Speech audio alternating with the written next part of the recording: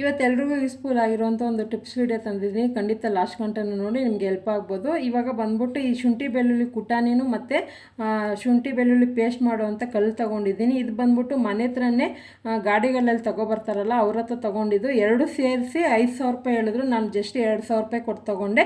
ವೀಡಿಯೋದಲ್ಲಿ ನಿಮಗೆ ಚಿಕ್ಕದಾಗಿ ಕಾಣಿಸ್ಬೋದು, ಅದೇ ದೊಡ್ಡದಾಗಿದೆ. ಮೊದಲನೇದಾಗಿ ಅವ್ರನ್ನ ಕೇಳಿದೆ ಯಾವ ಥರ ಸೀಸನಿಂಗ್ ಮಾಡಬೇಕಂತ. ಅವ್ರು ಜಸ್ಟು ಅರಿಶಿನ ಪುಡಿನೂ ಉಪ್ಪಾಕಿ ಇದನ್ನು ಕ್ಲೀನ್ ಮಾಡ್ಕೊಳ್ಳಿ ಅಂತ ಹೇಳಿದರು. ಆದ್ರೂ ನಾನು ಕೆಲವೊಂದು ವೀಡಿಯೋಗಳು ನೋಡಿದೆ, ತುಂಬ ಜನ ಅಕ್ಕಿ ಯೂಸ್ ಮಾಡಿದರು. ಅಕ್ಕಿನ ಜಸ್ಟ್ ತೊಳೆದ್ಬಿಟ್ಟು ಹಾಕ್ಕೊಂಡಿದ್ದೀನಿ. ಇದನ್ನು ಮಿನಿಮಮ್ ಆದರೂ ಒಂದು 2 ಸಾರಿ ಚೆನ್ನಾಗಿ ತೊಳಿಬೇಕು. ಆನಂತರ ನೀವು ಅಡುಗೆ ಯೂಸ್ ಮಾಡ್ಕೋಬೇಕು, ಯಾಕಂದರೆ ಅದರಲ್ಲಿ ಕಲ್ಲಿನ ಪುಡಿ ಉದುರ್ತಾನೆ ಇರುತ್ತೆ. ಇದನ್ನು ನಾನು ಫಸ್ಟ್ ಟೈಮ್ ನಿಮಗೆ 1 ಟೈಮ್ ತೋರಿಸ್ತಾ ಇದ್ದೀನಿ. ಮತ್ತೆ ಯೂಸ್ ಮಾಡುವಾಗ ಇನ್ನೊಂದು ಸರಿ ಇದೇ ಥರ ಸೀಸನಿಂಗ್ ಮಾಡಿ ಆನಂತರ ಅಡುಗೆ ಮಾಡೋದಕ್ಕೆ ಯೂಸ್ ಮಾಡ್ಕೊತೀನಿ. ಸೊ ಈ ಟಿಪ್ಸ್ ಎಲ್ರಿಗೂ ಯೂಸ್ಫುಲ್ ಆಗಿದ್ರೆ ನೀವು ಖಂಡಿತ ಈ ಥರ ಟ್ರೈ ಮಾಡಿ ನೋಡಿ. ಇದೇ ಥರ ಟಿಪ್ಸ್ ವೀಡಿಯೋ ಬೇಕಂದರೆ ರೇಖಾ ಟ್ಯಾಲೆಂಟ್ನ ಫಾಲೋ ಮಾಡಿ, ಲೈಕ್ ಮಾಡಿ, ಶೇರ್ ಮಾಡಿ. ಬಾಯ್.